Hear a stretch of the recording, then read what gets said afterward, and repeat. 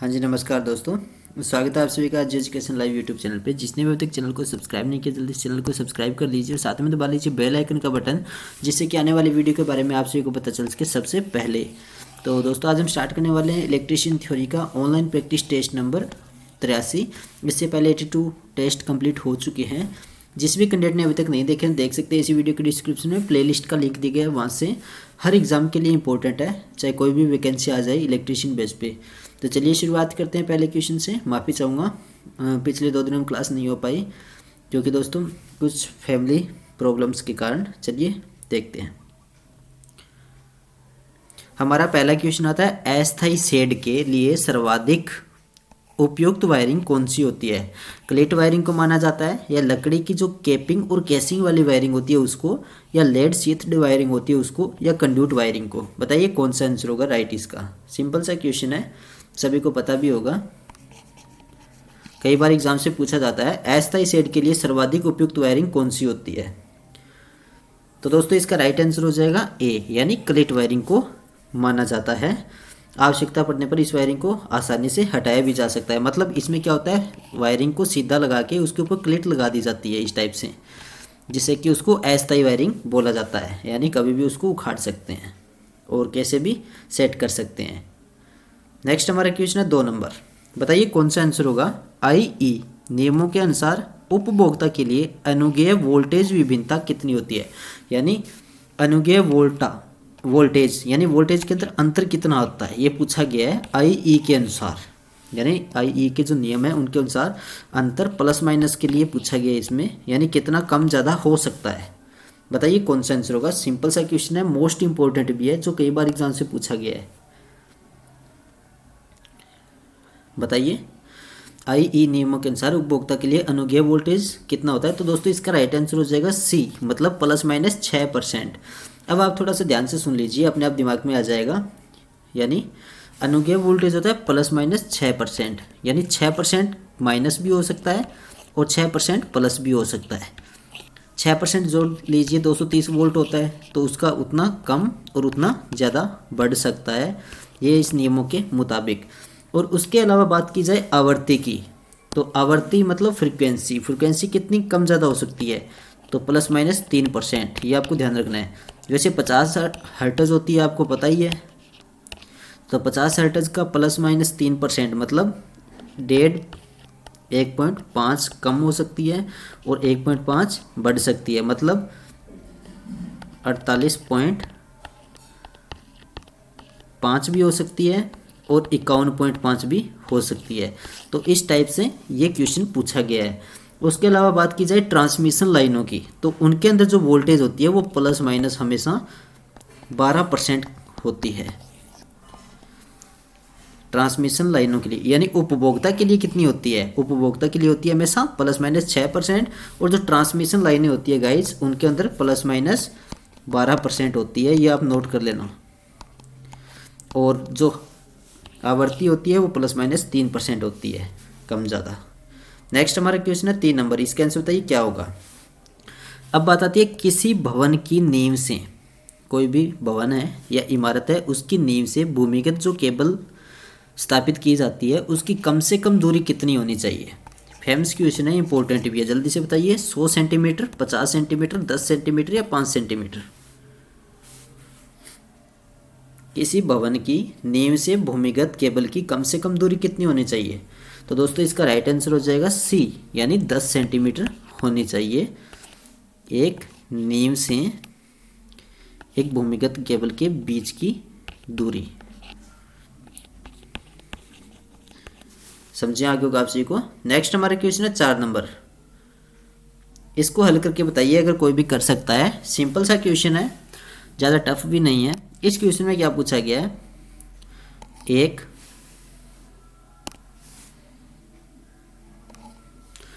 एक घर में 70 वाट के 5 पंखे हैं।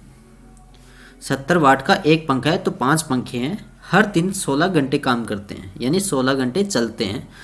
और 2000 वाट की एक वॉशिंग मशीन है जो जून के महीने में 1 घंटे प्रतिदिन चलती है। तो जून के महीने में घर की ऊर्जा खपत किलोवाट आवर में या KWH में आपको बतानी है, क्या होगी गाइस? बताइए कौन सा आंसर होगा? सबसे पहले तो आपको बताना है जून के अंदर कितने दिन होते हैं, जून महीने में कितने दिन होते हैं। चलिए कोई बात नहीं, मैं बता देता हूँ। तो दोस्तों हमेशा जून के अंदर होती हैं 30 दिन।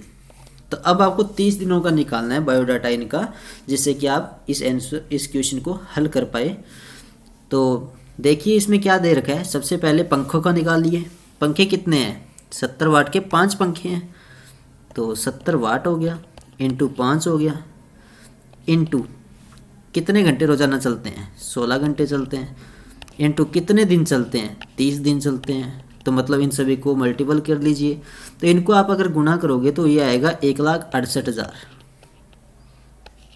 1,68,000 ये आ गया इनकी पावर वाट में। समझिए आगे को आप सीखो। अब निकालनी है वॉशिंग मशीन की। तो वॉशिंग मशीन कितने की है? 2000 वाट की। एक वॉशिंग मशीन है 2000 वाट की है।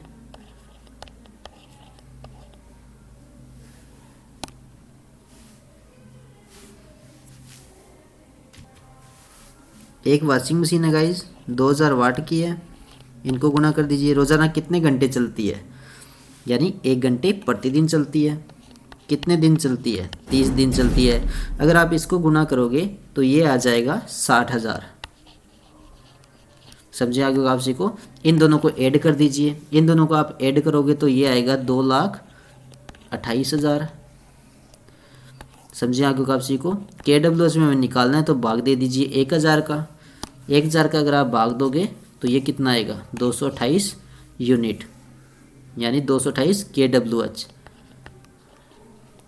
मतलब कौन सा होगा? ए वाला ऑप्शन राइट हो जाएगा। समझिए आगे को आप सभी को। नेक्स्ट हमारा क्वेश्चन है दोस्तों 5 नंबर।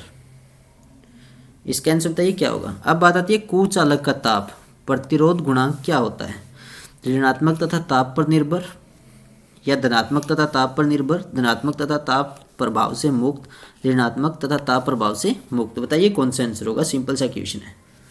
कुचालक का ताप प्रतिरोध गुणांक क्या होता है? तो दोस्तों इंपॉर्टेंट है, फटाफट बताइए। इसका राइट आंसर हो जाएगा ए, मतलब ऋणात्मक तथा ताप पर निर्भर। यानी कुचालक का प्रतिरोध ताप गुणांक ऋणात्मक तथा ताप पर निर्भर होता है। इसका अर्थ यह होता है कि कुचालक का ताप बढ़ाने पर, कुचालक का ताप बढ़ाने पर उसका प्रतिरोध घटता है, क्योंकि ताप बढ़ाने पर जो संयोजी बंध या इलेक्ट्रॉन ऊर्जा गैप को पार करके चालन बैंड में आ जाते हैं। समझिए आगे होगा आपसी को। इसलिए ऋणात्मक तथा ताप पर निर्भर होते हैं कुचालक का प्रतिरोध गुणांक। नेक्स्ट हमारा क्वेश्चन है दोस्तों 6 नंबर। इसका आंसर बताइए क्या होगा। अब बात आती है किस पदार्थ का विशिष्ट प्रतिरोध बहुत कम तापमान पर बहुत तेजी से कम होता है। ये फेमस क्वेश्चन है, मेट्रो के अंदर भी आया हुआ है, यूपीपीसीएल में भी पूछा गया ये क्वेश्चन। चालक होता है या अति चालक होता है जिसको सुपर कंडक्टर्स बोलते हैं, या कुचालक होता है जिसको इंसुलेटर बोलते हैं, या सेमीकंडक्टर्स जिसको अर्धचालक बोला जाता है। बताइए कौन सा आंसर होगा। यानी किस पदार्थ का विशिष्ट प्रतिरोध बहुत कम तापमान पर बहुत तेजी से कम होता है। तो दोस्तों इसका राइट आंसर हो जाएगा सुपर कंडक्टर्स होते हैं, मतलब अति चालक जिसको हम बोलते हैं। यानी अति चालक एक ऐसा मिश्र धातु होता है। ये क्या होती है? मिश्र धातु होती है, ये भी नोट कर लेना। एक ऐसा मिश्र धातु होता है जब इसे एक विशेष ताप के नीचे ठंडा किया जाता है तब पदार्थ का विशिष्ट प्रतिरोध बहुत तेजी से घटता है, मतलब कम होता है। समझिए आगे होगा आप को। नेक्स्ट हमारा क्वेश्चन है दोस्तों 7 नंबर। इसका आंसर बताइए क्या होगा। ये भी इंपॉर्टेंट है। अब बात आती है कार्बन प्रतिरोध में चौथी पट्टी का रंग टॉलरेंस दर्शाता है। तो अगर यह रंग सवर्ण है, मतलब गोल्ड है, तो टॉलरेंस क्या होगा। गोल्ड का क्या होता है टॉलरेंस? जी का। बताइए कौन सा आंसर होगा। 5% होता है, या 3%, 10%, या 20%। बताइए, सिंपल सा क्वेश्चन है, इंपॉर्टेंट भी है। तो आपको ध्यान रखना है हमेशा लास्ट में क्या होता है इसमें, जी यानी गोल्ड, और सिल्वर यानी चांदी का होता है। तो चांदी होता है हमेशा 10%, वो होता है 5%। मतलब आपको सबसे पहले तो इसका आंसर हो जाएगा ए, गोल्ड का पूछा है 5% होता है। अब बात आती है यहाँ पे कार्बन प्रतिरोध में चौथी पट्टी का रंग टॉलरेंस दर्शाता है, तो अगर यह रंग सवर्ण है तो टॉलरेंस क्या होगी, यानी गोल्ड का मैंने बता दिया। तो इसका दोस्तों आपको पता ही होगा, B Roy, Great Britain, very good Y, यानी इस प्रकार से लास्ट वाले हो गया गोल्ड और सिल्वर। बी मतलब brown, sorry black, brown, red, orange, yellow, इस टाइप से होता है, ग्रीन, यानी इनको प्रदर्शित किया गया है। वो सारणी में मैं आपको अलग से वीडियो बना के दर्शाऊंगा। इसका 0 होता है, 1 होता है, 2, 3, 4, इस टाइप से होता है।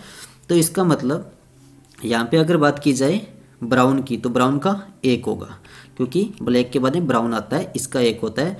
लाल का क्या होता है, लाल का 2 होता है प्रतिशत। समझे आगे होगा आप सभी को। नेक्स्ट हमारा क्वेश्चन है दोस्तों 8 नंबर। इसका आंसर बताइए क्या होगा। 1 किलो ओम प्रतिरोध की वर्णकूट क्या होगी।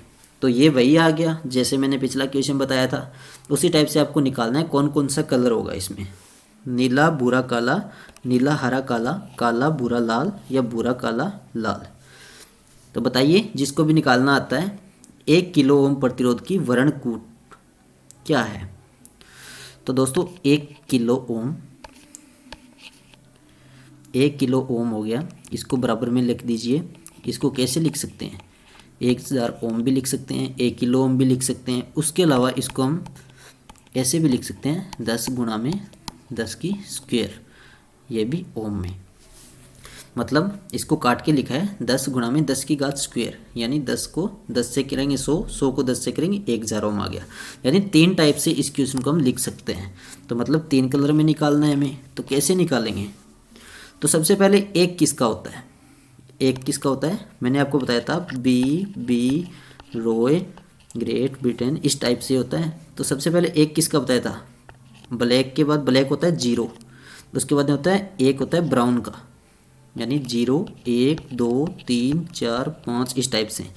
तो 1 किलो ओम किसका हो गया, मतलब ब्राउन हो गया सबसे पहले भूरा। उसके बाद 1000 आ गया इसमें, 1000 मतलब इसमें देखिए स्टार्टिंग किससे हुई है, 0 से, तो इसका मतलब 0 किसका होता है, ब्लैक का। समझे आगे होगा उसी को। और इसमें क्या है, 10 की घात स्क्वायर है, तो 10 की स्क्वायर मतलब 2 हो गया। 2 किसका होता है, बी के बाद में आर आता है, आर मतलब रेड हो गया। तो मतलब brown black red, brown black red, यानी डी ऑप्शन हो जाएगा इसका राइट। अगर किसी भी कंटेंट को समझ में ना आए तो इसका स्क्रीनशॉट आप टेलीग्राम ग्रुप में शेयर कर सकते हो, जिसमें एक दूसरे स्टूडेंट के साथ कन्फर्मेशन कर लीजिए और बताना। अगर समझ में ना आए तो दोबारा भी देख लेना, ये वीडियो ख़त्म होने के बाद थोड़ा सा बैक करके, और आ जाएगा आपकी समझ में। और आपको अलग से वीडियो बना के बताऊँगा मैं उस सारणी के बारे में जिसमें ये सारे मान प्रदर्शित किए जाते हैं। नेक्स्ट हमारा क्वेश्चन है 9 नंबर। इसका आंसर बताइए क्या होगा। अब बताते हैं निम्नलिखित में से कौन से पदार्थ का ताप प्रतिरोध गुणांक लगभग 0 होता है, पोर्सिलेन का, मैग्नीन का, तांबे का, या कार्बन का। बताइए, मोस्ट इंपॉर्टेंट क्वेश्चन है ये भी आपके लिए। कौन से पदार्थ का ताप प्रतिरोध गुणांक लगभग 0 होता है। तो दोस्तों इसका राइट आंसर हो जाएगा बी, मतलब मैग्नीन का होता है। मैग्नीन पदार्थ का ताप प्रतिरोध गुणांक लगभग 0 होता है, क्योंकि मिश्र धातुओं का प्रतिरोध ताप वृद्धि के साथ साथ बढ़ता है, लेकिन यह वृद्धि अपेक्षाकृत कम और अनियमित रूप से होती है। कुछ उच्च प्रतिरोध की मिश्र धातुएं होती है, वो तो आपको ही पता है। यानी उच्च प्रतिरोध की मिश्र धातुएं कौन कौन सी होती है, कॉन्स्टेंटन हो गया, नाइक्रोम हो गया जिसका एलिमेंट बनाया जाता है, मैग्नीन हो गया जिसके रेजिस्टेंस तैयार किए जाते हैं। यानी अधिक ताप वृद्धि के कारण प्रतिरोध में वृद्धि लगभग नगण्य होती है इनके अंदर, इसलिए मैग्नीन के बारे में यहाँ पे चर्चा की गई है। समझे आगे होगा आप सभी को। नेक्स्ट हमारा क्वेश्चन है 10 नंबर। इसका आंसर बताइए क्या होगा। अब बात आती है फेराइट कोर का उपयोग उच्च आवृत्ति के ट्रांसफार्मर में किया जाता है, क्योंकि इसके पास क्या होता है, औसत पारगम्यता, जिसको एवरेज परमेबिलिटी बोलते हैं, या लो हिस्टेरिसिस, या लो इम्पीडियंस, या हाई रेजिस्टेंस। बताइए कौन सा आंसर होगा। फेराइट कोर का उपयोग उच्च आवृत्ति ट्रांसफार्मर में किया जाता है, क्योंकि इसके पास क्या होता है दोस्तों। तो इसका राइट आंसर हो जाएगा डी, यानी उच्च प्रतिरोध होता है। फेराइट जो फेराइट कोर होती है उसका उपयोग जो हाई फ्रिक्वेंसी वाले ट्रांसफार्मर होते हैं उनमें किया जाता है, क्योंकि इनका प्रतिरोध हाई होता है। ये तो आपको भी पता है, प्रतिरोध क्या होता है इनका, हाई, जिससे कि उच्च आवृत्ति के कारण जो होने वाली भंवरधारा हानियाँ होती है उनमें कमी आए और ट्रांसफार्मर की दक्षता बढ़ पाए। यानी ट्रांसफार्मर की जो दक्षता होती है उसको बढ़ाने के लिए इसका प्रयोग किया जाता है। तो दोस्तों ये थे कुछ मोस्ट इंपॉर्टेंट क्वेश्चंस। अगर आप सभी को आज की क्लास अच्छी लगी तो प्लीज़ इसको ज़्यादा से ज़्यादा लाइक कीजिए, शेयर कीजिए अपने दोस्तों के साथ, जिससे कि उनको भी पता चल सके डेली लाइव क्लासेस के बारे में। जिस भी कैंडिडेट ने पिछले टेस्ट नहीं देखे देख सकते हैं, इसी वीडियो को डिस्क्रिप्शन में प्लेलिस्ट का लिंक दिया गया, वहाँ से, जो कि आपके लिए फ़ायदेमंद साबित होंगे हर एग्ज़ाम में। चैनल को जरूर सब्सक्राइब कर लेना जो नया स्टूडेंट है, जुड़े रहिएगा हमारे साथ हर वक्त, हम भी आपका दिल से। तो धन्यवाद, आप सभी का दिन शुभ हो। जय हिंद, वंदे मातरम, आपका भरोसा हमारा साथ। शेयर जरूर करना सभी, आपके पास जितने व्हाट्सएप टेलीग्राम ग्रुप हैं उन सभी में। जिसने भी आज एजुकेशन लाइव यूट्यूब चैनल के नहीं किए हैं ज्वाइन ग्रुप्स तो कर लीजिए।